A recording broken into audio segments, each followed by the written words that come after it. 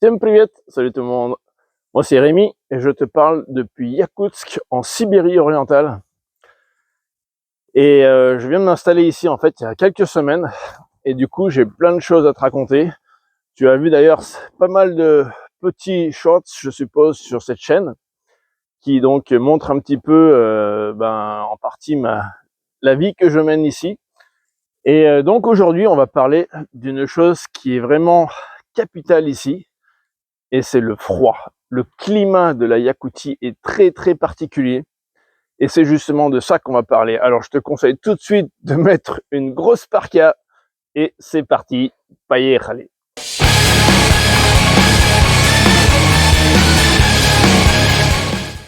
Alors avant de plus rentrer dans les détails, je voudrais très courtement me présenter parce que même si tu as vu plusieurs de mes vidéos, tu sais peut-être pas en fait le fond de l'histoire. Donc en fait, j'ai habité 25 ans en Laponie. J'ai travaillé comme guide musher pendant 20 ans à temps plein, jusqu'à la pandémie. Et après la pandémie, donc j'ai fait un petit peu d'autres boulots. J'ai bossé en tant que guide musher uniquement comme ça, en faisant des à côté, en aidant les copains. Mais c'est la raison en fait principale pour laquelle je suis venu ici en Yakoutie, c'est pour en fait revenir aux sources, on va dire, à ce métier de guide musher qui me tient énormément à cœur. Et voilà, c'est pour être dans la forêt.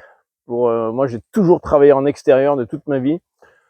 Et à part un mini chapitre à Paris que des fois j'ai envie d'oublier, c'est pas du tout mon monde, même si j'adore Paris en tant que touriste. Mais pour y habiter, c'est autre chose. Mais voilà quoi. Et donc du coup, en Laponie, je me suis évidemment habitué au froid. Mais le froid est très différent d'ici. Ici, c'est beaucoup plus sec.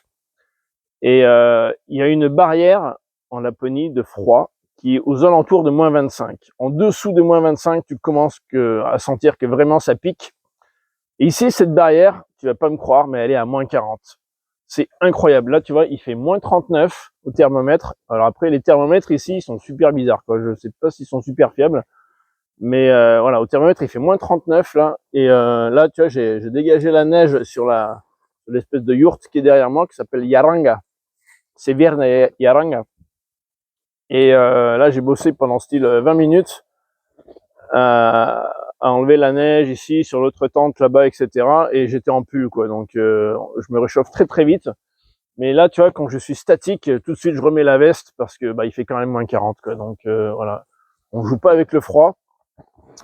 Mais voilà, c'est pour te dire qu'il y a vraiment d'énormes différences au niveau du ressenti du froid, suivant si c'est un froid humide ou un froid sec. Donc ça, c'est un concept qui est très très très difficile à comprendre pour un francophone, à moins que tu aies déjà vécu dans le Grand Nord, au Québec, ou que tu sois québécois évidemment. Dans ce cas-là, c'est une autre histoire. Mais voilà, si tu habites sur la Côte d'Azur ou dans les dom-toms ou voilà, dans les endroits chauds, le concept de froid en fait est très étranger logiquement. Et pour toi, quand il fait en dessous de plus 20 degrés, déjà il peut faire froid, quoi. Alors évidemment, c'est une histoire de ressenti. Et quand tu habites dans un climat froid, dans des endroits froids, tu t'habitues, ton corps s'habitue aussi au froid. Et du coup, le ressenti de ce froid est complètement différent. Et voilà, donc c'est pour ça que quand je te dis, tu vois, que dans certaines petites vidéos que tu as peut-être vues, qu'il fait moins 30, il fait presque chaud, c'est vraiment un ressenti comme ça, quoi. Parce qu'entre moins 30 et moins 40, il y a une énorme différence. Et ça, pour toi qui ne connais pas le vrai froid, c'est impossible à comprendre. Il faut vraiment venir dans ces endroits, dans ces milieux et expérimenter ce froid toi-même, parce que sinon c'est incompréhensible en fait. Pour toi, dès qu'il fait on va dire moins de 0, ou à partir de 0, il fait froid. Bah oui, en effet, mais il y a évidemment une échelle énorme et des différences énormes entre justement 0 et moins 10, moins 20, moins 30, moins 40, moins 50, moins 60. Et puis surtout, le taux d'humidité de l'air est extrêmement important. Il est capital en fait dans le ressenti du froid justement. S'il y a du vent, s'il n'y a pas de vent. Donc tu vois ici, en Yakoutie, plus il fait froid, plus l'air est sec et moins il y a de vent. Donc en fait, il y a très très peu de vent ici en hiver. Et le froid est extrêmement sec. D'ailleurs, ça s'entend quand je marche dans la neige. Tu vois que la neige, elle crisse sous mes pieds. Et ça, c'est vraiment typique d'un climat froid. un climat froid et sec. Un climat froid et sec. Hein. Et donc voilà, c'est de ça qu'on va parler dans cette vidéo.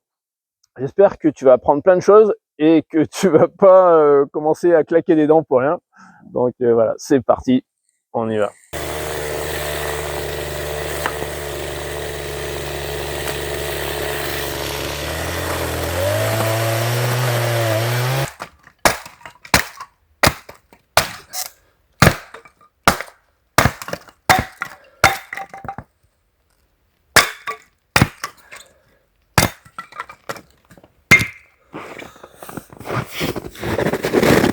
Homme blanc, faire du bois, l'hiver sera froid.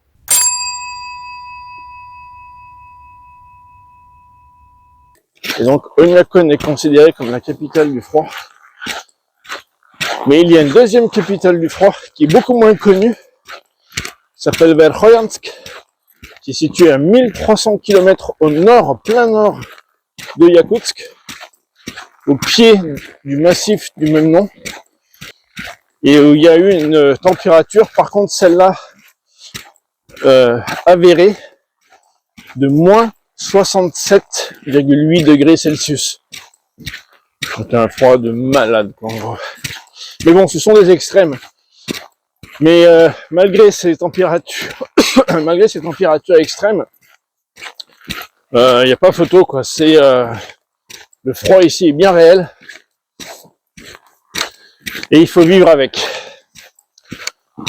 Alors, tu me diras, tu me demanderas pourquoi venir s'installer en Yakoutie.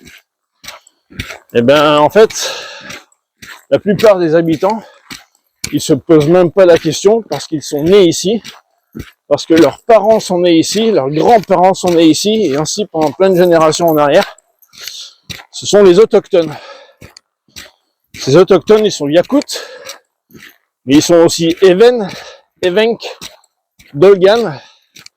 Voilà, ce sont les 4 peuples autochtones de la Yakoutie. Mais après, il y a plein d'autres gens qui sont ici. Alors, il y a les Russes, évidemment. Les Russes ethniques, je parle. Parce que tout le monde ici a la nationalité russe. Mais les Russes ethniques, qui à l'époque soviétique étaient en large majorité, à plus de 70% de la population totale de Yakoutsk, de la ville de Yakoutsk, quand j'entends, hein, et qui aujourd'hui ne représentent plus que 25% de la population de Yakoutsk. Alors pourquoi ils sont partis? Ben voilà, tu l'as compris, c'est parce qu'il fait froid.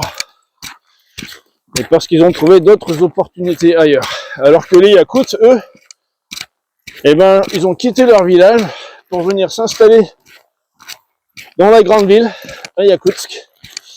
Et c'est ce qui fait que la ville de Yakoutsk est la ville de Russie qui grandit le plus rapidement en termes de population. Alors donc il y a ces Yakoutes qui viennent de tous les villages à droite et à gauche de l'immense république, mais il y a aussi plein d'autres gens, principalement d'Asie centrale, donc des anciens pays de ce qui était avant l'URSS, principalement les pays en stan, Tadjikistan, Kirghizistan, Ouzbékistan en tête.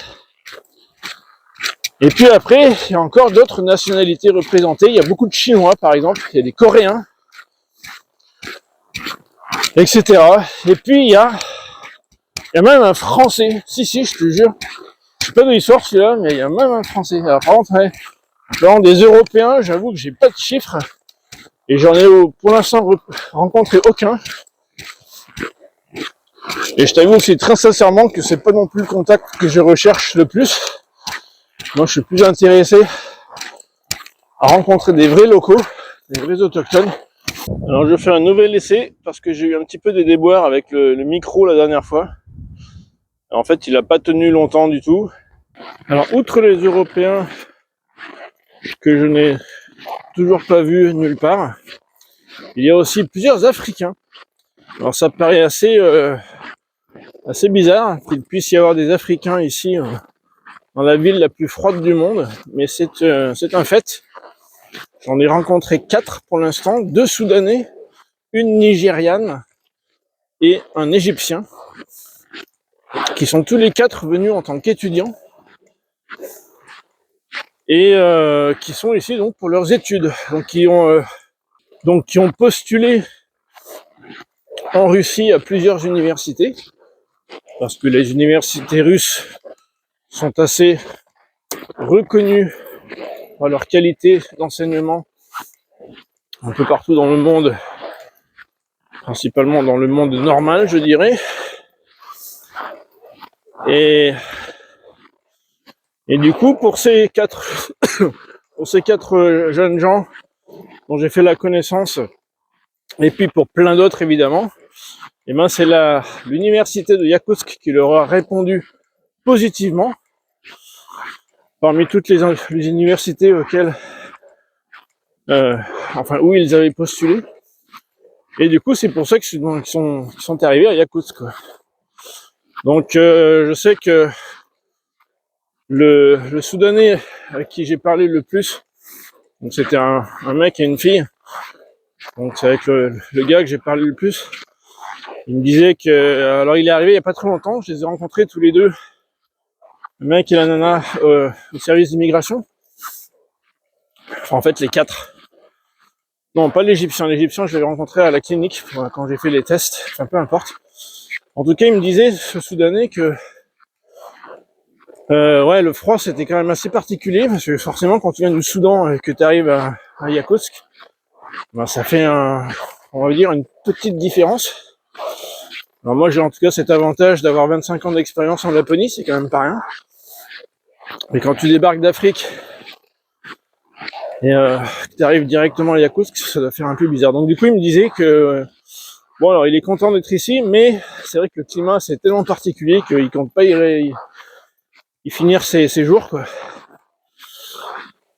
Et du coup, voilà, il prend un peu son mal en patience en quelque sorte. Et dès qu'il a ses diplômes ou qu'il peut changer d'université, il va faire ça à la première occasion. Mais après, bon, voilà, c'est ce qu'il me dit aujourd'hui. Peut-être que dans un an, il aura changé d'avis, qu'il aura rencontré une locale, etc., etc. Voilà. Donc après, rien n'est rien n'est écrit dans le marbre pour personne. Et du coup, voilà, il y a l'idée de départ. Et puis il y a ce qui arrive ensuite. Voilà, c'est les aléas de la vie. Et c'est aussi ça qui est sympa, c'est de pas savoir ce qui va se passer. Sinon, la vie serait bien ennuyeuse. Donc voilà, tu as peut-être remarqué que je fais en fait plusieurs prises de vue pour cette vidéo. Et la raison, elle est double. La raison, elle est double. C'est que d'une part, en fait, tout ce qui est appareil électronique, ça déteste le froid. Donc le téléphone et le micro, au bout d'un moment, ils disent moi je veux plus. Donc ils s'arrêtent complètement de fonctionner. Et justement en parlant du téléphone portable, donc là que j'ai sur la perche, une fois qu'il a atteint une certaine température, ça prend des plombes avant de pouvoir le recharger, plus le rechargement qui part de 0, donc du coup ça prend beaucoup de temps. Et c'est pour ça que je suis obligé de faire ça en plusieurs fois, en plusieurs jours. Et l'avantage, c'est que ça me donne un petit peu l'opportunité aussi de montrer des coins différents. Donc là, je me balade, je suis vraiment en périphérie de ce quartier résidentiel où j'habite. Là, derrière moi, tu as donc la colline de l'amour, comme elle s'appelle, c'est son vrai nom, Sopkaliubvi, qui est juste derrière moi. Et donc, moi, je travaille un petit peu derrière, là. Donc, c'est pas très loin. À pied, il y en a pour 20 minutes depuis chez moi jusqu'au lieu de travail. Et voilà. Et la deuxième raison, c'est que j'ai un emploi du temps très aléatoire. Il y a des jours où ça cravache dur, où j'ai pas le temps de faire quoi que ce soit d'autre. Et puis d'autres jours, comme aujourd'hui par exemple, où j'ai le temps. En plus, il fait un soleil magnifique, comme tu peux voir. Ça, franchement, la météo ici, c'est absolument génial, quoi. Il y a du soleil, mais tous les jours. Et comme tu peux voir aussi aujourd'hui, il n'y a pas de brouillard. Il fait un ciel bleu magnifique. C'est vraiment super. Et là, tu vois, alors j'ai pris mes moufles comme ça, tu vois, avec le système un peu pour les enfants, pour pas les perdre. C'est super pratique. C'est mes moufles de travail, ça. En fourrure de castor. Elles viennent de Laponie, celle-là, hein, ça n'est pas acheté ici. En fourrure de castor, et puis à l'intérieur, c'est rembourré à la laine d'agneau. Elles sont super chaudes. Et en fait, elles sont tellement chaudes que je suis obligé de sortir les mains de temps en temps parce que je transpire dedans, quoi. Donc voilà, aujourd'hui il fait aux environs de, je sais pas trop, 35, moins 37, un truc comme ça. Donc par rapport au moins 50 d'hier, la différence est énorme. Et du coup c'est assez agréable de se balader par moins 35. Alors pour toi, encore une fois, ça peut paraître super bizarre. Tu peux te dire, il est complètement fou ce Rémi. Mais non, voilà, après le corps s'habitue tout simplement. Donc moins 35, avec un froid extrêmement sec,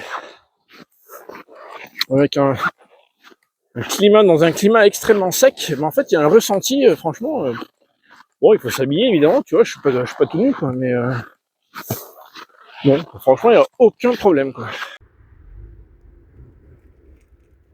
Bon, alors là c'est déjà le 4e essai que je fais à faire des vidéos en extérieur par moins 40. Là, comme tu peux le voir sur le thermomètre, il fait moins 48. Il faut que j'accepte la situation. Le téléphone et le micro détestent le froid et s'arrêtent de fonctionner après quelques minutes. Je fais une prise de vue, après c'est mort. Donc je vais continuer le reste de cette vidéo, je pense, en intérieur. Malheureusement, mais c'est comme ça. Donc voilà.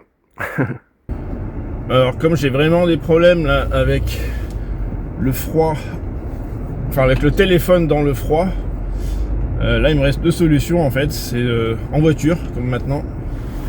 Alors c'est pas souvent que je suis tout seul en voiture, mais ça arrive. Voilà. Et à la maison, parce que là aujourd'hui il fait moins 50, moins 51.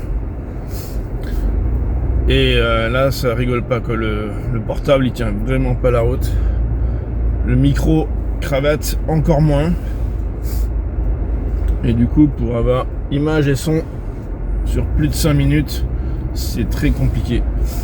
Donc voilà, là je te fais une petite vidéo depuis la voiture. Alors je voulais te parler des raisons principales pourquoi moi je suis venu en Yakoutie. Et elles sont doubles. Enfin, il y a 2 raisons. Il y a 2 raisons. C'est la première, c'est le climat qui me fascine. Ça, c'est depuis toujours. J'ai toujours été fasciné par les climats extrêmes comme ça, par les endroits où l'être humain arrive à s'adapter de façon quasi miraculeuse. Et donc voilà, que ce soit au Sahara ou en Arctique, je trouve ça vraiment fascinant. Et après, personnellement, j'ai strictement aucun problème avec le froid, surtout le froid sec, que je supporte très très bien. Donc voilà, j'avais vraiment envie de voir ce que c'est au quotidien, parce que quand tu es touriste pendant une semaine ou 2 ou 3, c'est une chose, mais quand tu vis avec les gens comme les locaux dans ces conditions-là, là tu te rends compte que ouais, c'est pas de la blague, quoi, tu vois, là on parle sérieusement, quoi. Donc voilà, j'avais envie de ça, donc c'est la première raison. Et la deuxième raison, c'est le côté humain. Donc quand j'étais venu ici, donc la première fois il y a 7 ans, j'avais fait connaissance donc de gens absolument formidables avec lesquels ça a tout de suite fonctionné au niveau de la chimie entre nous.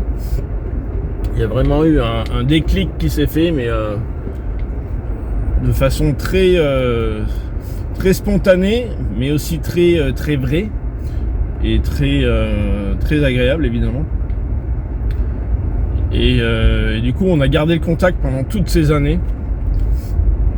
On avait ils ont un groupe sur WhatsApp. Alors WhatsApp est extrêmement populaire en Russie. Alors peut-être pas plus pour très longtemps, parce qu'avec les sanctions russes cette fois, ça risque de plus du tout être utilisable. Mais voilà, bref. Donc du coup, on a gardé contact pendant 7 ans. Moi, j'ai pas pu revenir à cause de la pandémie. suite à cause du fait que c'est pas la porte à côté, donc je vais pas venir pour une semaine, voilà, que ça coûte aussi un certain prix, le billet d'avion, etc., etc. Bref, mais on a gardé contact et puis petit à petit, comme on a les mêmes centres d'intérêt, donc principalement le mushing, donc les chiens de traîneau, mais pas uniquement, et ben on s'est dit mais pourquoi pas on travaillera ensemble, parce que j'ai quand même 25 ans d'expérience dans le tourisme en tant que musher, et du coup j'ai aussi quelque chose à leur apporter, et donc c'est un peu du donnant-donnant quoi, et voilà, c'est comme ça qu'on en est venu à l'idée de plus ou moins s'associer. Alors pour l'instant officiellement je suis pas associé, parce que j'attends encore mes papiers, là je suis toujours sur mon visa. Mais donc j'attends mon RVP pour l'instant. Mais voilà, dans la pratique c'est un petit peu ça. Même si j'ai pas investi un copec dans le centre lui-même, dans le centre touristique lui-même, au niveau du travail on se partage vraiment les tâches à trois quoi. Donc voilà, ça c'est donc les deux raisons pour lesquelles je suis venu m'installer en Yakoutie. Et encore une fois, pour une période indéterminée, je sais absolument pas moi-même combien de temps. Pardon. L'air est hyper sec, quoi. C'est vraiment. Bref. Combien de temps je vais rester, ça dépendra de beaucoup de choses. Ça dépendra d'une part de la politique européenne qui me sort par les oreilles.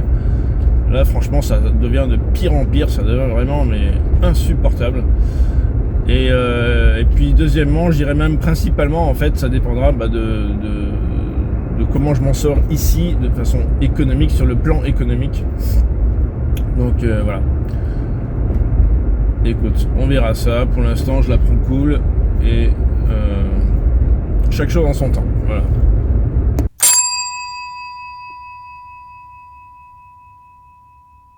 Alors au niveau de la tenue vestimentaire, pour les locaux, en fait, ça dépend vraiment de ce qu'ils font, de où ils vont, de quel est le programme de leur journée, etc. Parce que en fait, si tu as ta propre voiture et que tu dois aller en ville, que tu habites en ville et que tu dois aller, je sais pas, à droite à gauche, au magasin, au bureau ou tout ça, en fait, t'as pas besoin de t'habiller comme un malade, quoi. La voiture, elle est chaude. Là où tu vas, il fait chaud, et les 20 mètres que tu fais depuis la voiture jusqu'à l'intérieur, c'est pas ça qui va te tuer, quoi. Donc les gens qui sont dans ce cas-là ont tendance à négliger un petit peu leur habillement, ce qui est assez logique, hein. Pourquoi se prendre la tête pourquoi faire simple quand on peut faire compliqué, quoi, en gros. Donc plutôt le contraire, évidemment. Mais disons que voilà. Donc par contre, si tu es tributaire des transports en commun, et ben là c'est un autre chapitre. Là tu peux attendre l'autobus. Alors le transport en commun à Yakoutsk c'est pas compliqué, il n'y a que le bus. Il n'y a pas de métro évidemment parce qu'il n'y a rien de souterrain ici. Il n'y a pas de tramway pour des raisons d'entretien, je suppose. J'en sais rien en fait, mais je suppose. Donc en gros il n'y a que le bus. Et le bus, comme partout ailleurs dans le monde, il passe à des horaires plus ou moins fixes. Et du coup il faut l'attendre de temps en temps. Il faut être prêt à l'attendre en tout cas. Et du coup, quand il fait froid, il vaut mieux être bien habillé. Donc les gens qui sont tributaires des transports en commun à Yakoutsk s'habillent beaucoup plus chaudement. Donc à côté des arrêts de bus, très souvent, il y a une sorte de petit kebab comme ici. Ça s'appelle ça shawarma en Russie. Où on peut rentrer, se mettre au chaud. Donc l'arrêt de bus est juste derrière. Voilà. Donc il y a quand même possibilité de ne pas attendre dans le froid. Mais bon, il faut quand même se couvrir, quoi. Dès qu'on est piéton en ville, il vaut mieux prendre ses précautions. Alors les femmes en général avec une grosse parka en fourrure, qui s'appelle Shuba. Et chapeau de fourrure très souvent, comme je porte moi-même aussi. Je l'ai acheté ici d'ailleurs, il y a 7 ans, quand je suis venu la première fois. Et donc voilà, les gens s'habillent, alors les femmes toujours sur leur 31, hein, ça c'est partout en Russie. La Yakoutie ne fait pas exception à la règle du tout, les filles sont absolument magnifiques. Voilà, là c'est l'homme qui parle. Elles savent s'habiller, elles savent se montrer femmes, ça c'est vraiment un truc, voilà, si t'es homme et que tu viens en Russie pour la première fois, hein, tes yeux vont sortir des orbites. Mais voilà, même si elles sont bien emmitouflées, elles restent femmes, elles restent féminines. Pour les hommes, c'est beaucoup plus différent. Disons qu'il y a le côté un peu BCBG, donc souvent dans des couleurs sombres, noir, gris. Et puis après il y a le style, un peu comme j'ai maintenant aujourd'hui. Là il fait sombre, donc tu vois peut-être pas grand chose, mais un peu style militaire, chasseur, tout ça, quoi, tu vois, donc avec des vêtements qui viennent soit de l'armée, soit des magasins de chasse-pêche, tout ça, donc c'est des vêtements qui sont justement adaptés au grand froid, à passer du temps dans la nature, dans le grand froid. Et voilà, comme moi mon boulot il est en extérieur dans la nature, et j'ai besoin forcément de ce genre d'équipement. Et c'est un équipement qui ici n'est pas très cher, qui est de très bonne qualité.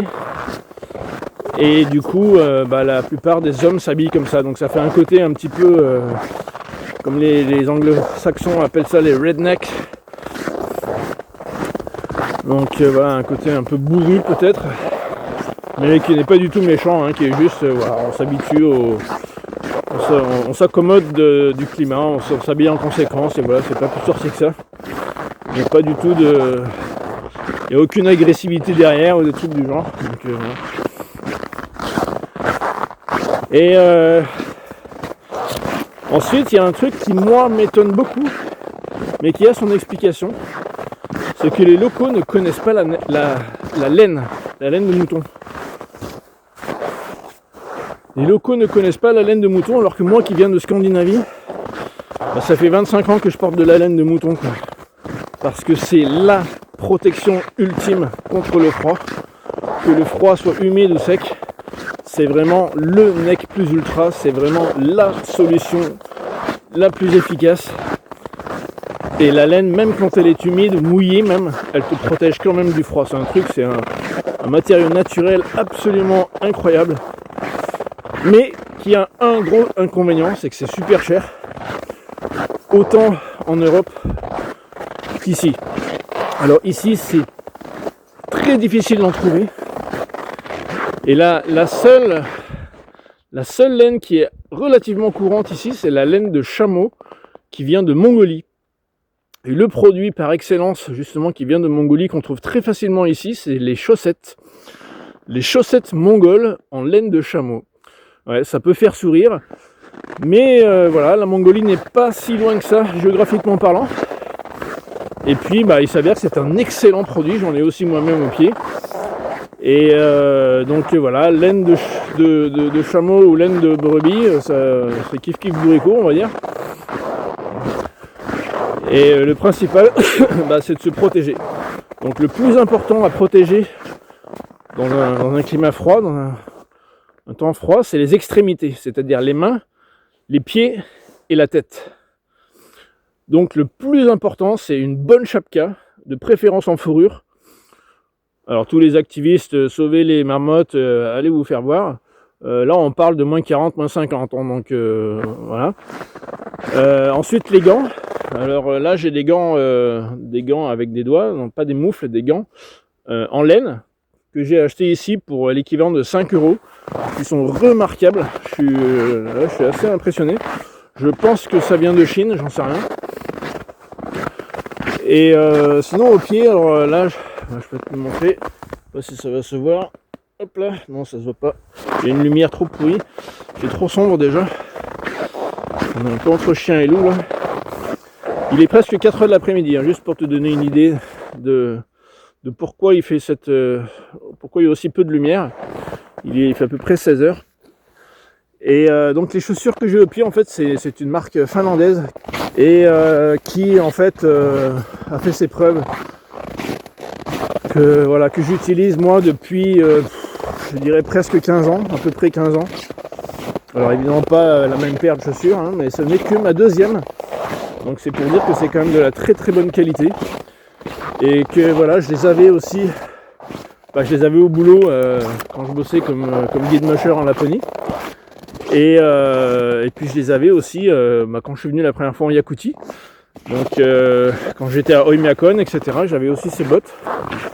Alors l'inconvénient c'est qu'elles sont très elles prennent beaucoup de place, donc du coup je les avais au pied pour le voyage, ce qui est pas très agréable parce que justement elles sont faites pour les grands froids, donc quand tu es à l'aéroport et qu'il fait plus 20-25 et que tu as ces machins au pied, tu meurs de chaud quoi.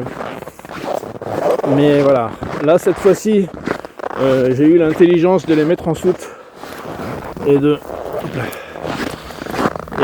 d'avoir d'autres chaussures, je dirais beaucoup plus classiques au pied pour le voyage, parce que après bon voilà, j'avais plus de bagages avec moi vu que je partais beaucoup plus longtemps et que là c'était vraiment primordial que j'ai plusieurs changes, plusieurs chaussures, etc.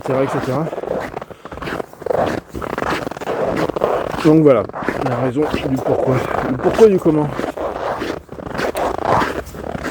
Donc voilà, tout ça pour parler de l'habillement.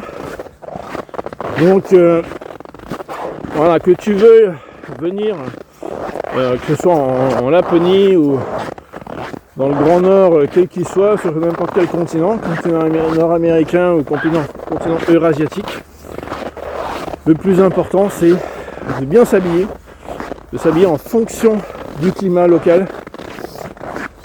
Et encore une fois, la base c'est la laine. Là franchement il n'y a pas photo, il n'y a pas d'autres matériaux qui puissent rivaliser avec la laine de mouton. Alors encore une fois c'est cher, oui, mais là c'est ton choix quoi. Soit tu préfères te faire amputer les orteils, soit tu préfères mettre un peu plus d'argent dans du linge de corps en laine, des bonnes chaussettes en laine, un bon gros pull en laine fait avec amour par grand-mère Artémise. Et voilà, c'est y a pas besoin non plus d'y mettre des millions hein. Si tu fais juste un voyage. Là, il fait vraiment très sombre dans la forêt. J'arrive pour un endroit un peu plus découvert. Et voilà, tu revois mon visage. Tout ce qu'il en reste entre le givre et le... c'est joli là.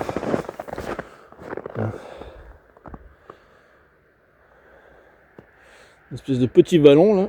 Sympa.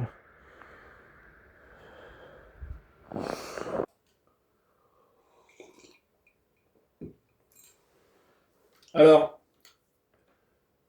lié à la tenue vestimentaire, je dirais qu'il y a aussi quelques petits gestes à connaître et à utiliser pour se protéger. Par exemple, tu prends pas une douche juste avant de partir quand il fait moins 40 ou moins 50. Ça peut être dangereux. Surtout si tu vas pour attendre le bus. Tu vois, surtout si tu dois passer du temps dehors. Si tu vas direct de la maison à la voiture chaude et de la voiture chaude au bureau, encore une fois, c'est différent. Mais si tu dois passer du temps dehors, si tu sais que tu dois passer du temps dehors, tu vas pas passer sous la douche avant de partir, surtout si tu es une femme et surtout si tu as envie de te laver les cheveux.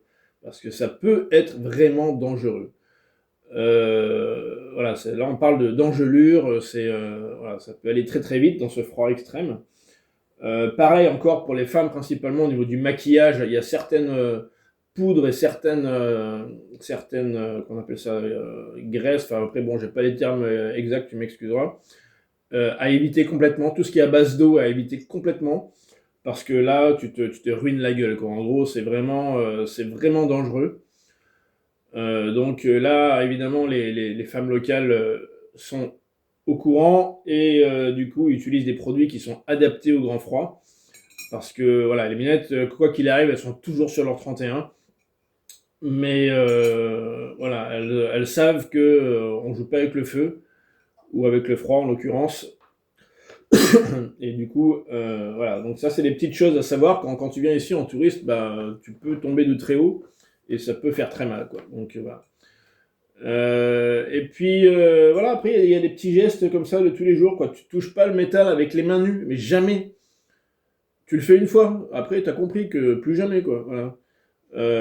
Surtout si t'as les mains moites ou les mains humides, tu viens de te laver les mains ou t'as les mains moites parce que tu viens de transpirer, tu vas pas toucher le métal parce que là tu restes collé quoi.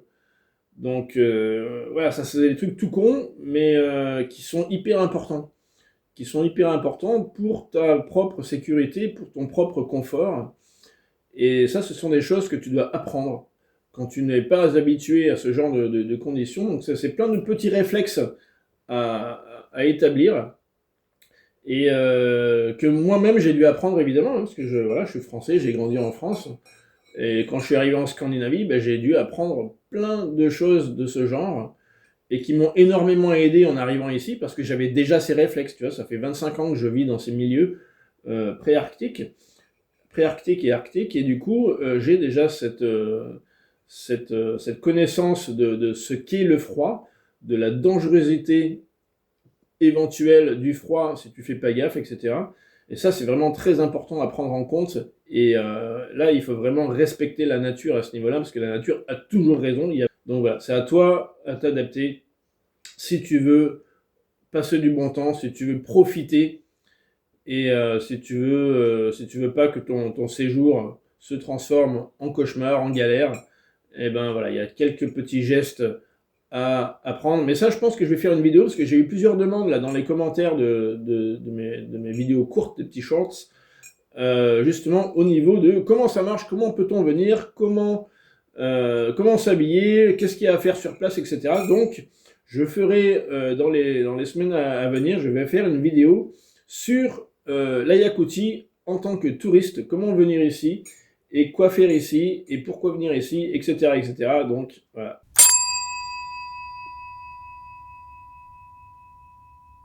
Alors maintenant, on va ouvrir un nouveau chapitre au niveau des spécificités qui sont liées directement au froid.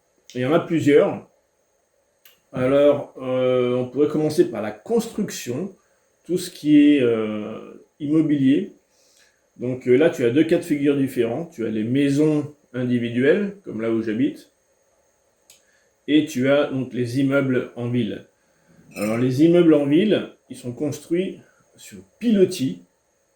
Alors c'est des pilotis en béton, des piliers en béton qui sont enfoncés dans le sol.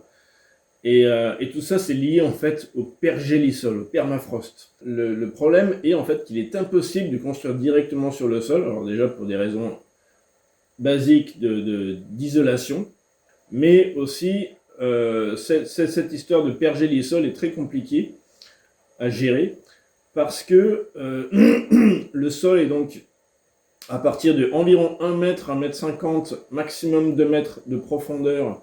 Le sol est gelé en permanence à l'année. Et pendant les mois d'été, à peu près 4 mois, le sol dégèle, mais uniquement en surface. Et suivant l'endroit, ça peut être 50 cm, 1 mètre, 1 mètre 50, rarement plus, quoi. Donc, si tu construis une maison sur ce genre, ou encore pire, un immeuble de plusieurs étages sur ce genre de sol extrêmement instable et qui change tous les printemps, tous les automnes, et de façon très marquée, eh ben, tu peux vraiment avoir des problèmes de construction, de stabilité de construction. C'est assez logique, quoi. Donc du coup, à la période soviétique, ce qu'ils faisaient, c'est que ces piliers, ces fameux pilotis là, en béton, ils les creusaient donc, pendant les mois d'été ou au pire à l'automne, plus tard à l'automne, et ils les laissaient en plan pendant, dans les meilleurs cas, minimum 1 an, voire 2, voire 3 ans, pour voir comment ils se stabilisaient, comment voir s'ils bougeaient, etc. Et après 2 ou 3 ans, eh ben, ils estimaient qu'on pouvait construire l'immeuble de X étages là-dessus, que les piliers s'étaient suffisamment ancrés dans le sol et que c'était sûr de construire sans qu'il y ait de fissures dans les bâtiments au fil des ans. Aujourd'hui, on n'a plus cette patience. Et du coup, les immeubles aujourd'hui en ville, ils sont construits en un clin d'œil. Ça marche été comme hiver, ce qui est assez impressionnant. Alors, il y a moins de travail l'hiver quand il fait très froid comme maintenant. Là, en ce moment, on a moins 50. Du coup, là, ça commence à être un petit peu compliqué au niveau des outils, au niveau de plein de choses, et puis au niveau des bonhommes qui travaillent aussi, quoi. Là, il faut aussi penser au côté sécurité de la chose. Mais voilà, donc on est dans une société où le rythme est effréné, où on n'a pas le temps de s'arrêter, on n'a pas le temps de prendre une pause. C'est pas du tout spécifique à la Russie, je pense que tu sais très bien de quoi je parle, que tu as la même chose chez toi, et que voilà, il faut que ça aille vite, on n'a pas de temps à perdre, et du coup, eh ben, il peut y avoir, même si on a des technologies un peu plus évoluées à la période de l'Union soviétique, il y a beaucoup de, il y a beaucoup de locaux qui critiquent cette espèce ce rythme nouveau, et qui disent que les constructions modernes ne sont pas forcément aussi stables que celles qui étaient construites dans les années 60-70, et qu'il y a des chances qu'elles ne durent pas aussi longtemps, quoi. Donc après, bon, on verra. Alors pour les maisons particulières, ben, c'est un petit peu comme en Scandinavie. On fait d'abord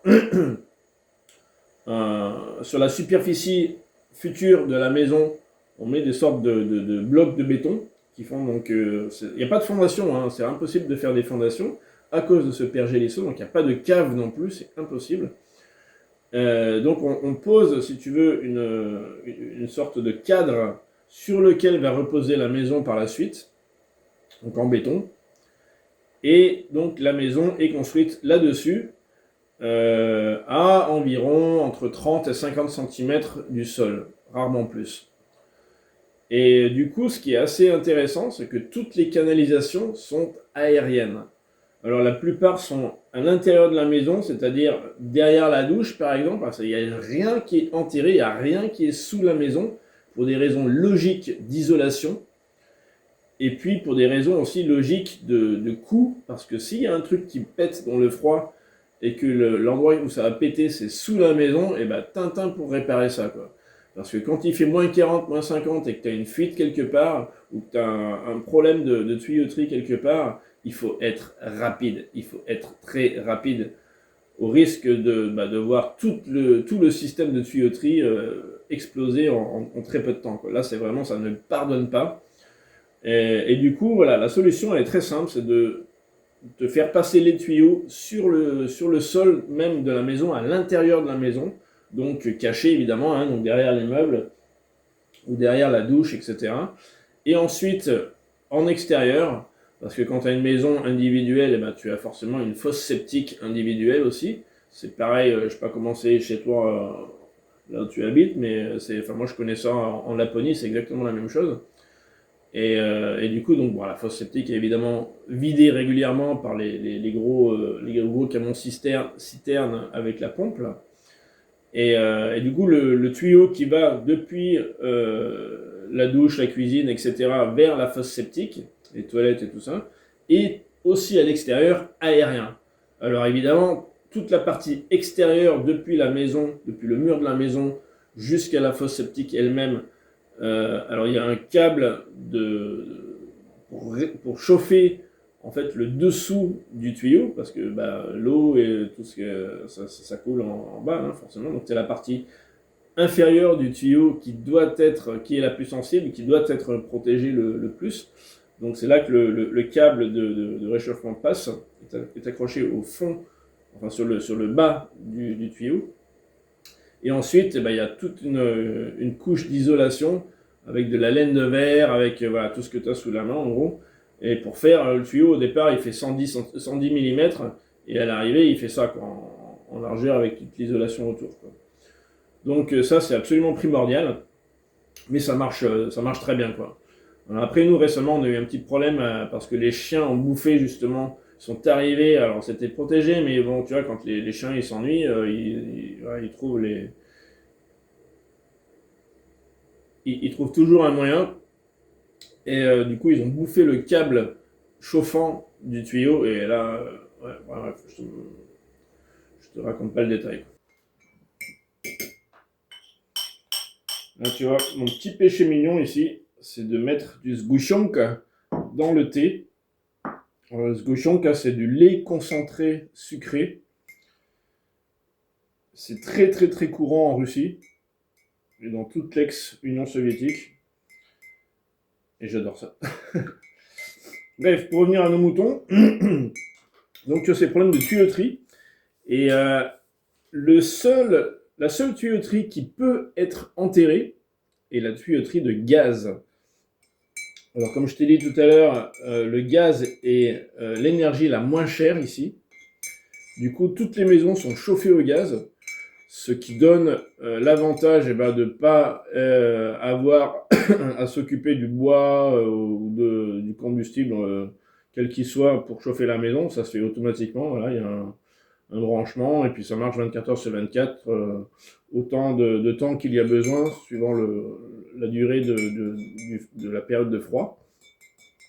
Donc c'est hyper pratique et c'est pas cher. Et du coup, le gaz, alors c'est pas du gaz liquide, parce que le gaz liquide, tout ce qui est liquide, forcément gèle. Donc c'est du gaz déjà à l'état gazeux. Et donc du coup, le gaz à l'état gazeux ne gèle pas et se fiche éperdument de s'il fait plus 50 ou moins 50, en gros, quoi. Donc voilà, c'est les seules tuyauteries qui peuvent être enterrées. Et c'est exactement les travaux qu'on a juste à côté, qu'ils ont commencé il y a maintenant facilement 3 semaines de ça. Et écoute, je sais pas comment ça va continuer, parce que là, ça fait déjà plus de 10 jours que j'ai vu personne sur le chantier. Donc là, c'est tout ouvert, il y a des tas de terre congelée un peu à droite à gauche. On est obligé de faire un gros détour, enfin pas un gros détour, mais c'est un détour comme ça, à la Paris-Dakar, pour justement éviter le fossé, le trou qu'ils ont creusé. Et voilà.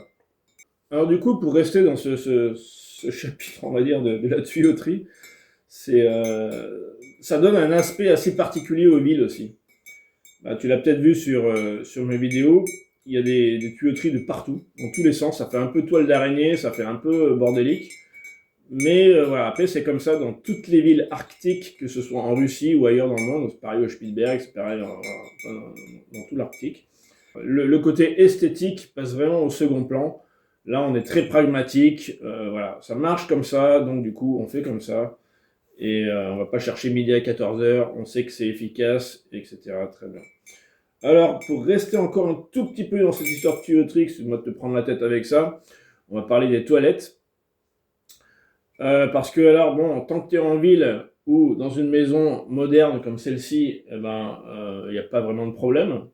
Par contre, quand tu habites dans un village, alors là, c'est un petit peu différent, parce que tu n'as pas forcément justement de fosse septique. Et du coup, les gens ont toujours leur petite cabane au fond du jardin où ils vont quand ils ont besoin. Et nous, on a ça aussi. Et franchement, ça nous a bien dépanné quand on a eu des problèmes avec la tuyauterie récemment. Mais voilà, quand il fait moins 40, moins 50, t'as pas forcément envie de baisser la culotte dans cette température. Donc la plupart des gens aujourd'hui, même dans les villages, préfèrent avoir une toilette à l'intérieur de la maison, logiquement, au chaud, même si c'est pas la pièce la plus chauffée de la maison, mais d'être en tout cas dans des températures positives. Et du coup, ils ont un système qu'on connaît nous en France et en Europe au niveau des camping-cars, des trucs de camping, quoi, tu vois, des toilettes sèches modernes, quoi. Voilà. Mais la cabane au fond du jardin reste toujours, n'est jamais enlevée, au cas où il y a un pépin quelque part, ça peut toujours servir. Encore lié plus ou moins à ça, on va parler de l'eau, parce que l'eau, c'est un vrai problème ici. C'est un petit peu... Moi, j'ai grandi dans le sud de la France, et je me souviens que l'été, quand j'étais gamin, il y avait souvent des périodes de sécheresse. Aujourd'hui, on en parle comme si c'était c'est la fin du monde. Non, ça existe depuis très longtemps. Et du coup, l'été, il fallait faire très attention à la consommation d'eau. Et ici, c'est un petit peu pareil l'hiver. Et pourquoi ? Parce que on a une grande citerne dans le garage qui fait 5000 litres, donc 5 mètres cubes d'eau, que nous utilisons pas pour boire. Alors on peut si on la fait bouillir, Alors là, tu vois, pour l'eau potable, on a des gros jerrycans comme ça en plastique de 19 litres qu'on va chercher en ville. Il y a des magasins spéciaux pour ça.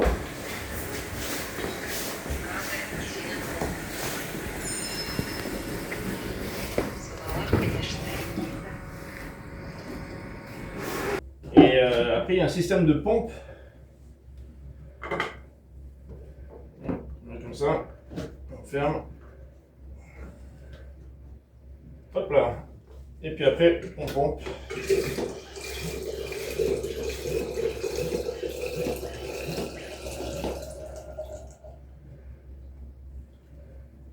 Et voilà, j'ai de l'eau pour monter. Donc toute l'eau potable, en fait, elle est achetée en ville comme ça, dans ces petites, dans ces mini citernes, dans ces grosses bouteilles de 19 litres. Et tout ce qui est eau pour la cuisine, pour la machine à laver la vaisselle, pour la machine à laver, pour la douche, etc. Et ben ça vient de la grosse citerne qu'on a dans le garage qui fait 5000 litres. Donc là, tu vois, je suis dans le garage, dans la partie où il y a justement donc, cette grosse citerne. Et donc c'est alimenté depuis dehors. Il y a un système de tuyaux. Et c'est alimenté depuis dehors quand le vodovode arrive, comme tu as pu voir sur la vidéo. Et là, du coup, je suis monté sur l'échelle pour regarder combien il restait d'eau encore. Et je vois qu'il y a encore à peu près la moitié de la citerne qui est pleine. Donc, du coup, en fait, on n'a pas une consommation excessive. Parce que, du coup, c'est une question qu'on m'avait posée quand j'avais posté mon short sur, justement, l'arrivée du vodovode à la maison. De savoir quelle était la consommation, etc. Du coup, je me rends compte qu'on ne consomme pas autant que ça, finalement. Parce qu'à la maison, on est entre 2 et 7, suivant si les gamins sont là ou pas. Et la copine, etc.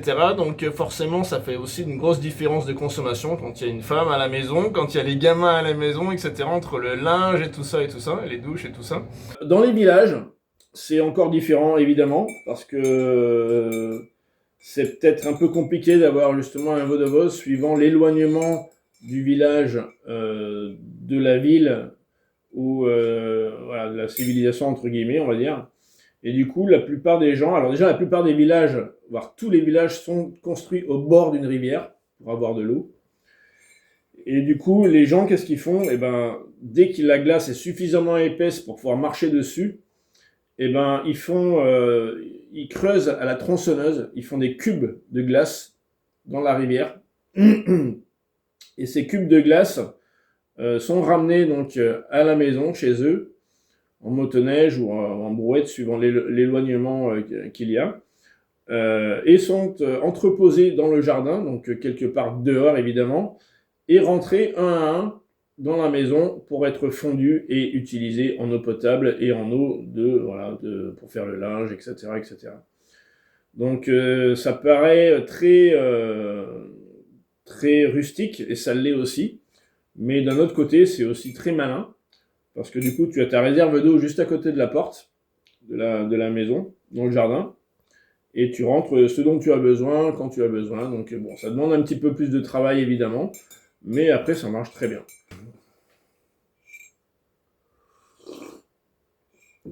Alors, le dernier point qui est lié au froid et qui est très négatif, je dirais même que c'est le plus négatif, c'est le brouillard.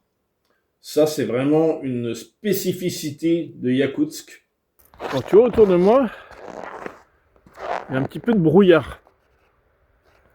Ce brouillard indique qu'il fait au moins moins 40. Alors aujourd'hui, il fait pile moins 40. Mais c'est à partir de moins 40 que l'on commence à voir ce brouillard. Et c'est pas du tout lié à la pollution de la ville. C'est lié en fait. Parce que là, en plus, je suis même pas dans la ville, je suis en extérieur. En extérieur de la ville, donc un quartier résidentiel. Et ce brouillard est dû en fait à deux choses. Au fait que justement il fait très froid et que l'air est très sec. Et du coup il y a des cristaux de glace qui se forment dans l'air. Et additionné en fait avec une absence totale de vent. Donc plus il fait froid, moins il y a de vent. Heureusement d'ailleurs, parce que le froid avec du vent, c'est pas très agréable. Donc là c'est un froid très très sec et sans vent, absolument sans vent. Et du coup, comme tu peux voir sur la cheminée derrière moi par exemple, et ben la cheminée voit droit vers le haut, ce qui montre bien l'absence totale de vent, quoi. Et tu peux voir que direction la colline là-bas derrière, et ben il y a du brouillard partout, quoi. Alors il n'est pas super intense, mais n'empêche qu'il est là. Et du coup en ville, avec les pots d'échappement, etc., et ben la visibilité est très réduite. Encore là, il fait que, entre guillemets, moins 40. Mais voilà, quand ça se rapproche des moins 50 ou que ça dépasse les moins 50, voilà, en tout cas, plus il fait froid, plus ce brouillard s'intensifie. Et du coup, au volant, eh ben, c'est forcément pas très agréable. Il faut redoubler de vigilance. Et du coup, honnêtement, là, je suis pas vraiment pressé de prendre le volant en ville dans ces conditions-là. Là, ce matin, là, j'étais tout seul en voiture en ville. Je t'avoue que j'ai pas fait le malin, quoi. Là, tu vois, j'ai pas mis le. J'avais pensé faire la vidéo déjà là, mais là, j'avais vraiment besoin de toute ma concentration. Et là, je fais pas le mariole, quoi. Donc, c'est vraiment. Il faut vraiment faire très attention. Et du coup, c'est vraiment, de mon point de vue, c'est vraiment le côté le plus négatif lié au froid ici. C'est vraiment ce brouillard à couper au couteau qui est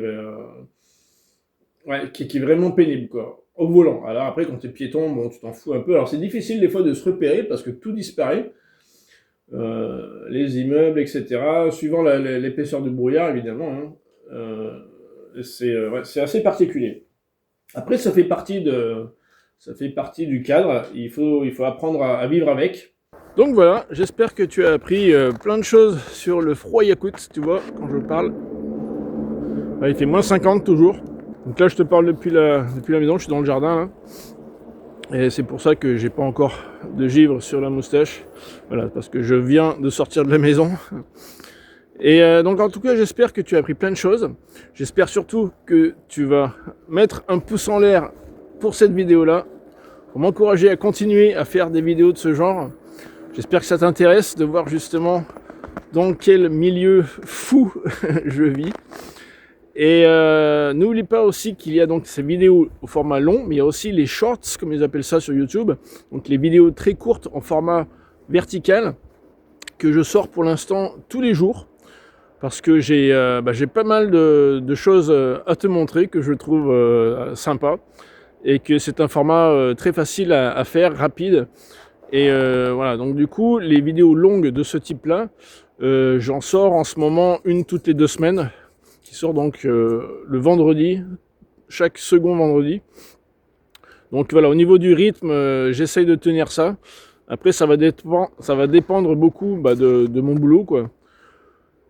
Et donc du coup, c'est un petit peu aléatoire au niveau du rythme auquel je sors ces vidéos. Mais bon, voilà, c'est comme ça. Alors n'oublie pas de mettre des commentaires, de poser des questions, etc. Je me ferai un plaisir d'y répondre. Abonne-toi à la chaîne, évidemment.